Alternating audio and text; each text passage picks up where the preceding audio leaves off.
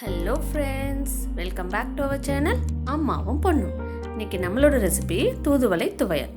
இந்த தூதுவளை துவையல் ரெசிபியை பார்க்கறதுக்கு முன்னாடி இப்போ தான் நீங்கள் எங்கள் வீடியோ ஃபர்ஸ்ட் டைம் பார்க்குறீங்க அப்படின்னா மறக்காமல் சப்ஸ்கிரைப் பண்ணிக்கோங்க. பக்கத்தில் இருக்க பெல் ஐக்கானையும் கிளிக் பண்ணிக்கோங்க. இப்போ தான் நாங்கள் போடுற வீடியோ உங்களுக்கு நோட்டிஃபிகேஷனாக வரும். தூதுவளையோட இலைகள் பார்த்திங்கன்னா இந்த மாதிரி தான் இருக்குது. இந்த செடிகளில் ஃபுல்லாகவே முள்ளாக தான் இருக்கும், இலைகள்லையும் முள்ளாகவே இருக்கும். இதனோட இலைகளில் முன்பக்கத்திலும் சரி, அதனோட பின்பக்கத்துலேயுமே முட்கள் அதிகமாக இருக்கும். ஆனால் நம்ம இந்த இலையில் இருக்கிற முள்ளோடு போட்டு சமைக்கிறப்போ ஒன்றும் ஆகாது. இதனோட இலைகளை கட் பண்ண சொல்ல ஒரு சிசர் வச்சு கட் பண்ணி எடுத்துக்கிட்டோம்னா நமக்கும் சேஃபாக இருக்கும். இதனோட பூக்கள் நிறம் பார்த்திங்கன்னா ஊதா கலரில் இருக்குது. இந்த காய்கள்லாம் சுண்டைக்காய் மாதிரி தெரியும். இது எல்லாமே மருத்துவ குணங்கள் உடையது. இதனோட வேர் முதல் கொண்டு எல்லாமே மருத்துவ குணம் உடையது. இன்றைக்கி நம்ம இலைகளை வச்சு ஒரு துவையல் அரைக்க போகிறோம். அதுக்கு நான் ஒரு கைப்பிடி அளவுக்கு தூதுவளையை நல்லா அலசி எடுத்து வச்சுருக்கேன். அதில் இருக்க முள்ளெல்லாம் எதுவும் கட் பண்ணலை. கூடவே தேங்காய் ஒரு 2 செல்லு பொடியாக நறுக்கி வச்சுருக்கேன். கருவேப்பிலை ஒரு கைப்பிடி அளவுக்கு எடுத்திருக்கேன். கொத்தமல்லி ஒரு கைப்பிடி அளவுக்கு, இஞ்சி பார்த்திங்கன்னா 1 இன்ச் எடுத்திருக்கேன். புளி சும்மா கொஞ்சமாக எடுத்திருக்கேன். அதுக்கப்புறமா 1 டீஸ்பூன் கடலைப்பருப்பு, 1 டீஸ்பூன் உளுத்தம்பருப்பு எடுத்திருக்கேன். ஒரு 4 காஞ்ச மிளகாய் எடுத்திருக்கேன். இப்போ இது எல்லாத்தையுமே ஒரு வாணலியில் வதக்கி எடுத்துக்கலாம். இது வதக்கிறதுக்கு ஒரு கடாய் வச்சுருக்கேன். 2 டீஸ்பூன் ஆயில் விட்டுக்கிறேன். இந்த ஆயில் காஞ்சதும் கடலைப்பருப்பும் உளுத்தம்பருப்பையும் ஒன்றா போட்டுக்கிறேன்.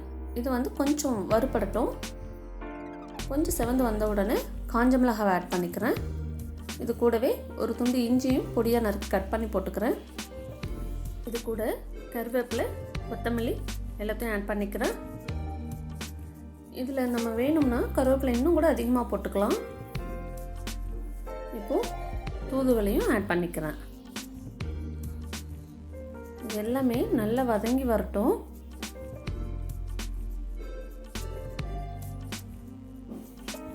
பார்த்திங்கன்னா எல்லா இலைகளும் நல்லா சுருண்டு வதங்கிருச்சு. இந்த ஸ்டேஜில் நம்ம தேங்காய் எடுத்து வச்சுருக்கோம் இல்லைங்களா, அதை ஆட் பண்ணிக்கலாம். தேங்காய் ரொம்ப வதங்கணும்னு அவசியம் கிடையாது, அதனால கடைசியாக சேர்த்துருக்கேன்.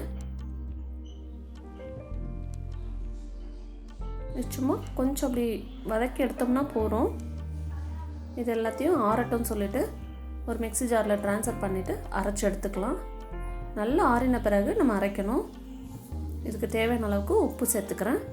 இது கூடவே ஒரு சின்ன சைஸ் அளவுக்கு புளி சேர்த்துக்கிறேன். இப்போ இதை அரைச்சிட்டு எடுத்துகிட்டு வந்துடுவோம். அவ்வளோதான், நம்மளோட தூதுவளை துவையல் ரெடி ஆகிடுச்சு.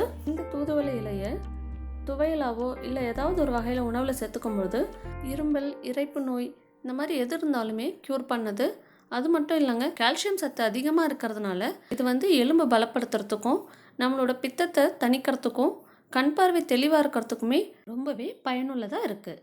இவ்வளவு நன்மைகள் உள்ள இந்த செடியை நாமளும் ஏதாவது ஒரு வகையில் பயன்படுத்திக்கணும்.